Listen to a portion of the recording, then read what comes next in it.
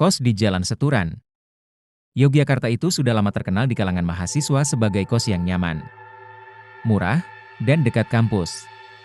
Namun, tak banyak yang tahu kalau kos itu menyimpan cerita-cerita aneh dan ganjil.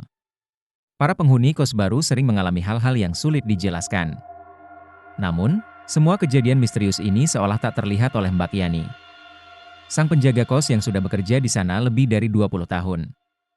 Cerita ini dimulai ketika Reza, seorang mahasiswa baru, memutuskan untuk pindah ke kos tersebut. Kamar yang didapatnya terletak di ujung lorong lantai 2, bersebelahan dengan kamar yang sudah lama kosong. Menurut Mbak Yani, kamar itu tak pernah ada yang menempati sejak beberapa tahun terakhir. Karena pintunya yang rusak dan konon sulit dibuka. Hari pertama tinggal di kos, Reza merasa baik-baik saja. Suasana di sekitar kos tenang, dan malam itu ia langsung tidur nyenyak. Namun, malam kedua, Reza mulai merasa ada yang ganjil. Sekitar jam 2 dini hari, Reza terbangun karena mendengar suara langkah kaki dari kamar sebelah. Kamar yang katanya kosong. Awalnya, ia mengira itu mungkin suara penghuni lain yang kebetulan sedang lewat. Namun, suara itu tidak berhenti. Bahkan, sesekali terdengar seperti suara orang menggeser furnitur. Seolah ada seseorang yang tengah merapikan kamarnya di sana. Merasa penasaran, Reza memutuskan untuk membuka pintu kamarnya dan mengintip keluar. Gelap dan sunyi. Tidak ada siapapun di lorong, dan lampu di kamar sebelah pun tetap mati. Merasa tak enak, Reza pun kembali masuk ke kamarnya dan mencoba untuk tidur lagi. Keesokan harinya, Reza bertanya kepada Mbak Yani tentang kamar kosong di sebelah kamarnya. Mbak Yani hanya tersenyum tipis, lalu menjawab, nggak ada apa-apa.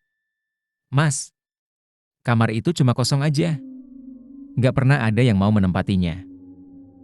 Tak puas dengan jawaban Mbak Yani, Reza mulai mencari tahu dari penghuni lama kos. Setelah bertanya-tanya, ia bertemu dengan Dita, penghuni kos yang sudah tinggal di sana selama 3 tahun. Awalnya, Dita tampak ragu-ragu. Tetapi setelah Reza mendesaknya, Dita akhirnya bercerita. Kamar sebelah itu memang aneh. Mas, katanya dulu pernah ada seorang penghuni. Namanya Mbak Lina. Dia tinggal sendirian dan jarang keluar dari kamarnya. Bahkan, ketika ada acara di kos, dia lebih suka menyendiri. Sampai suatu hari, tiba-tiba saja dia menghilang tanpa kabar. Reza semakin penasaran. Kemanakah Mbak Lina pergi? Apakah ia meninggalkan kos tanpa pemberitahuan? Malam itu, rasa penasaran Reza memuncak. Ia bertekad untuk memastikan kebenarannya. Sekitar jam 2 dini hari, ketika suara langkah itu terdengar lagi, Reza memberanikan diri keluar dan berjalan mendekati kamar sebelah. Ia menempelkan telinganya ke pintu dan mendengar sesuatu yang membuat bulu kuduknya meremang. Suara seseorang berbisik, samar namun jelas. Jangan masuk. Ini kamarku. Reza mundur beberapa langkah, jantungnya berdetak kencang. Ia tak bisa tidur semalaman, memikirkan suara bisikan itu. Keesokan harinya, Reza menemui Mbak Yani. Ia ingin tahu lebih lanjut tentang Mbak Lina. Awalnya, Mbak Yani tampak terkejut ketika mendengar nama itu. Namun, akhirnya ia bercerita, dulu, Mbak Lina memang pernah tinggal di kamar itu. Dia adalah penghuni yang pendiam. Dan suatu hari dia ditemukan tidak bernyawa di dalam kamar. Sejak itu, pintu kamar tak pernah bisa dibuka dengan mudah. Seperti ada sesuatu yang menahannya. Saya mencoba memperbaikinya, tapi setiap kali diperbaiki, rusak lagi. Setelah mendengar cerita itu, Reza akhirnya paham bahwa penghuni lama, Mbak Lina, mungkin masih tinggal di kamar tersebut. Terjebak di antara dunia yang nyata dan dunia yang tak kasat mata. Tanpa berkata apa-apa lagi, Reza meminta pindah ke kamar lain. Jauh dari kamar yang kini tidak lagi dianggap sekadar kosong. Dan sejak malam itu, suara langkah kaki dan bisikan dari kamar sebelah perlahan menghilang. Reza pindah ke kamar lain di lantai dasar, berharap kejadian ganjil di kamar sebelah itu tidak lagi mengganggu tidurnya. Namun, kejadian aneh ternyata tak kunjung berhenti. Malam pertama di kamar baru, sekitar jam 2 dini hari, tepat, Waktu yang sama saat biasanya ia mendengar suara di kamar sebelah. Reza terbangun karena merasa kamar tiba-tiba menjadi sangat dingin. Angin berhembus lembut, padahal jendelanya tertutup rapat. Dengan sedikit was-was, Reza menyalakan lampu meja di samping ranjangnya. Seketika, ia melihat sesuatu yang membuatnya bergidik. Di cermin yang tergantung di dinding kamar, ada tulisan kabur, seperti bekas uap, yang membentuk kalimat, "Ya ini kamarku." Tulisan itu terlihat jelas sebelum perlahan-lahan menghilang. Seolah tak pernah ada. Rasa takut langsung merayap ke seluruh tubuhnya. Ia mencoba mengabaikannya dan menutup matanya, berusaha tidur dengan lebih tenang. Namun, semakin lama, ketakutan itu justru semakin nyata. Pagi harinya, Reza kembali mendatangi Mbak Yani. Kali ini, ia sudah tidak bisa menahan diri untuk berbicara lebih serius. "Mbak, sebenarnya siapa Mbak Lina itu? Apa dia benar-benar pergi atau ada hal lain yang belum Mbak ceritakan?" Wajah Mbak Yani berubah tegang, tetapi ia menghela napas panjang. "Baiklah, Mas Reza. Saya memang gak cerita semuanya. Mbak Lina sebenarnya meninggal secara tiba-tiba di kamar itu. Penyebabnya masih misteri sampai sekarang. Setelah dia ditemukan, barang-barangnya langsung dibawa keluarganya, tapi anehnya, setiap penghuni baru yang pindah ke kamar itu selalu mengalami gangguan yang sama. Dari suara langkah, suara bisikan, sampai aroma aneh. Semenjak itu, tidak ada yang mau menempati kamar tersebut lagi." Reza terdiam, merasa ngeri dan penasaran sekaligus. Apa yang sebenarnya terjadi pada Mbak Lina? Ia pun memutuskan untuk mencari informasi lebih lanjut. Beberapa hari kemudian, Reza mencoba menghubungi seorang tetua setempat, Mbah Joyo, yang dikenal sering membantu orang-orang sekitar untuk mengatasi masalah mistis. Di tengah kesunyian sore, Reza duduk di depan Mbah Joyo, yang mendengarkan ceritanya dengan tenang. Setelah Reza selesai bercerita, Mbah Joyo mengangguk pelan. Penghuni lama itu sepertinya masih terjebak di sana. "Mas," ya ucap Mbah Joyo dengan nada rendah. Jiwanya mungkin tak tenang, merasa kamarnya masih miliknya. Dia belum bisa pergi ke alamnya. Dengan bimbingan Mbah Joyo, Reza akhirnya memutuskan untuk melakukan ritual kecil di kamar tersebut demi membantu mengantarkan Mbak Lina ke alamnya. Pada malam Jumat Kliwon, Reza bersama Mbah Joyo dan Mbak Yani berkumpul di depan kamar kosong itu. Bau melati menyeruak, menandakan kehadiran sesuatu yang tak kasat mata. Setelah doa dan ritual berlangsung selama hampir 1 jam, suasana perlahan menjadi lebih tenang. Angin yang tadinya berhembus dingin kini terasa hangat, dan aroma melati perlahan memudar. Mbah Joyo membuka mata, lalu tersenyum tipis. "Sudah, Mas. Dia sudah pergi. Kamar ini sudah kosong. Benar-benar kosong sekarang." Sejak malam itu, kamar yang dulu menjadi tempat tinggal terakhir Mbak Lina benar-benar sunyi. Tidak ada lagi suara langkah atau bisikan di tengah malam. Bahkan cermin di kamar Reza tak pernah lagi menunjukkan pesan-pesan aneh. Bagi Reza, pengalaman itu meninggalkan bekas yang tak terlupakan, mengingatkannya bahwa terkadang kita tidak pernah benar-benar sendirian. Namun, bagi para penghuni kos yang lain, cerita tentang Mbak Lina masih terus beredar. Kamar di ujung lorong lantai 2 itu kini menjadi legenda di kos tersebut. Mereka mengatakan, siapapun yang melewati kamar itu, saat tengah malam masih bisa merasakan kehadiran seseorang. Meski tak lagi ada suara langkah kaki atau bisikan. Reza tahu, meski secara kasat mata Mbak Lina sudah pergi, kenangan tentangnya akan terus hidup di kos itu. Dalam bisikan-bisikan samar dan cerita yang beredar di antara penghuni baru. Setelah kejadian ritual malam Jumat Kliwon itu, suasana di kos kembali tenang. Tak ada lagi gangguan di kamar Reza ataupun di kamar sebelah yang selama ini kosong.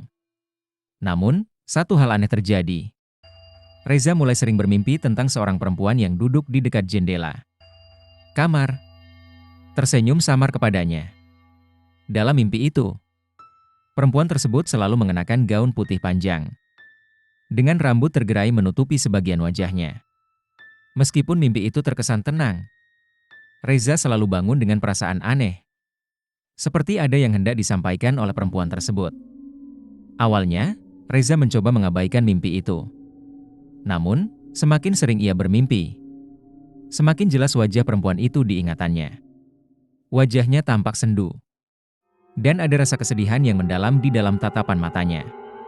Ia pun mulai bertanya-tanya, apakah ini bentuk komunikasi terakhir dari Mbak Lina? Suatu malam, setelah mengalami mimpi yang sama, Reza terbangun dengan satu keinginan kuat untuk kembali ke kamar lama itu. Jam di dinding menunjukkan pukul 2 dini hari. Dan meski hatinya merasa was-was, ia merasa ada yang belum selesai. Diam-diam, ia menyelinap keluar kamar dan naik ke lantai 2. Kamar di ujung lorong tampak seperti biasa, pintunya tertutup dan sepi. Reza merasakan detak jantungnya semakin cepat. Tetapi kakinya seolah bergerak sendiri mendekati pintu itu. Ia berdiri di depan pintu kamar yang dulu dihuni Mbak Lina. Lalu dengan ragu mengetuk pintu pelan. Tidak ada jawaban. Setelah beberapa saat, Reza mengumpulkan keberanian dan menyentuh kenop pintu. Anehnya, kali ini pintu terbuka dengan mudah. Di dalam kamar itu gelap dan berdebu. Namun ada sesuatu yang aneh, di dekat jendela. Di lantai kamar yang sudah kosong bertahun-tahun, ada sebuah buku tua bersampul coklat. Dengan tangan gemetar, Reza mengambil buku itu. Ketika ia membukanya, ia menyadari bahwa itu adalah buku harian milik Mbak Lina. Lembar demi lembar ia baca. Semakin hanyut dalam tulisan-tulisan yang penuh kegetiran dan kesepian. Ternyata, Mbak Lina adalah mahasiswa yang datang ke Yogyakarta dari luar kota. Ia tidak memiliki banyak teman dan sering merasa kesepian. Dalam tulisannya, Mbak Lina juga bercerita tentang perasaan terjebak. Bahwa ada sesuatu yang membuatnya tidak bisa meninggalkan kamar itu. Bahkan setelah kematiannya. Di halaman terakhir, ada sebuah kalimat yang membuat Reza tertegun. Aku hanya ingin ada yang mendengarkan dan mengingatku. Reza duduk diam di kamar itu cukup lama. Merasakan kesedihan yang selama ini mungkin dirasakan oleh Mbak Lina. Akhirnya ia sadar bahwa mungkin itulah alasan Mbak Lina terus hadir dalam bentuk mimpi dan kejadian aneh selama ini. Ia hanya ingin dikenang, agar kehadirannya di dunia ini tidak hilang begitu saja. Setelah malam itu, Reza memutuskan untuk menyimpan buku harian Mbak Lina. Ia membaca kembali kisah-kisah di dalamnya, seolah berbincang dengan seorang teman lama. Dan sejak itu, mimpi-mimpi tentang perempuan bergaun putih di dekat jendela pun berhenti. Reza kini tahu, Mbak Lina akhirnya menemukan kedamaian. Namun, kisahnya tetap hidup. Tidak hanya dalam kenangan Reza, tetapi juga dalam legenda yang beredar di kos itu. Tentang penghuni lama yang masih tinggal di sudut kecil dunia ini. Meski hanya dalam ingatan dan cerita. Kos di Jalan Seturan itu tak lagi sekadar tempat tinggal bagi Reza. Ia menyadari bahwa kadang, kita hanya perlu mendengarkan. Bahkan pada mereka yang sudah tak lagi hadir di dunia ini. Minggu demi minggu berlalu, dan meski kehidupan di kos tetap berjalan normal, Reza merasakan perubahan yang mendalam dalam dirinya. Ia mulai lebih menghargai setiap momen, terutama waktu yang dihabiskan dengan teman-teman di kos. Reza juga sering menceritakan kisah Mbak Lina kepada teman-teman barunya. Bukan untuk menakut-nakuti, melainkan untuk mengingatkan mereka tentang pentingnya saling berbagi dan mendengarkan satu sama lain. Suatu malam, setelah selesai belajar, Reza dan beberapa teman sekosnya berkumpul di ruang tamu. Mereka bercengkerama sambil menikmati makanan ringan. Ketika salah satu temannya, Ika, tiba-tiba bertanya, Reza, kamu kan yang cerita tentang kos angker itu? Apakah semua kejadian aneh itu sudah berhenti setelah ritual itu? Reza mengangguk dan memutuskan untuk membagikan kisah Mbak Lina secara lebih mendalam. Ia mulai menceritakan tentang buku harian yang ditemukannya dan bagaimana Mbak Lina hanya ingin dikenang. Teman-teman yang mendengarkan terlihat terpesona, dan suasana menjadi lebih serius. Jadi, sebenarnya kita semua bisa belajar dari kisahnya. Kadang kita tidak menyadari ada orang di sekitar kita yang mungkin merasa sendirian atau terasing, kata Reza. Ika mengangguk, kita harus lebih perhatian dengan teman-teman kita. Mungkin ada di antara mereka yang merasa seperti Mbak Lina. Tidak ada yang mau mendengarkan mereka. Setelah mendengarkan cerita itu, mereka sepakat untuk lebih akrab satu sama lain. Mereka mulai mengadakan kegiatan bersama, seperti nonton film, memasak, atau sekadar berkumpul dan bercerita. Dengan cara ini, mereka menciptakan ikatan yang lebih erat, sehingga tak ada lagi yang merasa sendirian di kos tersebut. Namun, satu malam yang tenang, Reza terbangun dari tidurnya karena mendengar suara pelan. Seolah-olah ada yang memanggil namanya. Awalnya, ia pikir itu hanya mimpinya, tetapi suara itu semakin jelas. "Reza!" Suara itu terdengar seperti suara lembut yang memanggilnya dari dalam kamarnya. Ragu-ragu, Reza menyalakan lampu dan mengedarkan pandangan ke sekitar. Saat matanya berfokus pada buku harian Mbak Lina yang terletak di meja, ia teringat akan pesan terakhir yang tertulis di sana. Dengan cepat, ia meraih buku itu dan membukanya. Halaman terakhir tampak bersih, seolah menunggu kata-kata baru. "Bisa jadi, aku hanya perlu menulis," gumamnya. Reza pun mulai menuangkan pikirannya ke dalam buku itu. Ia menulis tentang kehidupannya di kos, pengalaman baru yang ia dapatkan, dan bagaimana Mbak Lina membantunya untuk lebih peka terhadap orang-orang di sekitarnya. Saat ia menulis, suasana kamar terasa hangat, dan tiba-tiba, seberkas cahaya lembut menyinari sudut ruangan. Reza menoleh dan merasakan kehadiran yang familiar. Di balik cahaya itu, ia melihat sosok Mbak Lina tersenyum. Wajahnya tampak lebih tenang dan damai. "Terima kasih, Reza," bisiknya lembut, membuat jantung Reza berdegup kencang. "Akhirnya, aku bisa beristirahat." Reza merasa air mata menggenang di matanya. "Mbak Lina, aku tidak tahu kalau kau masih di sini," katanya, suaranya bergetar. "Tapi aku sudah mendengarkanmu. Aku akan selalu mengenangmu." Mbak Lina mengangguk, dan pelan-pelan sosoknya menghilang. Tetapi sebelum benar-benar menghilang, ia berbalik dan berkata, "Cerita ini akan hidup selamanya. Reza, terima kasih telah memberi suara pada jiwaku." Begitu sosoknya menghilang, Reza merasakan beban di dadanya seolah terangkat. Kamar itu kembali tenang, dan ia menyadari bahwa mungkin, dengan berbagi cerita, kita bisa memberi hidup pada kenangan yang seharusnya tidak terlupakan. Keesokan harinya, Reza memperlihatkan buku harian itu kepada teman-temannya. Ia mengusulkan untuk mengadakan sebuah acara untuk mengenang Mbak Lina, mengundang semua penghuni kos dan menceritakan kisahnya.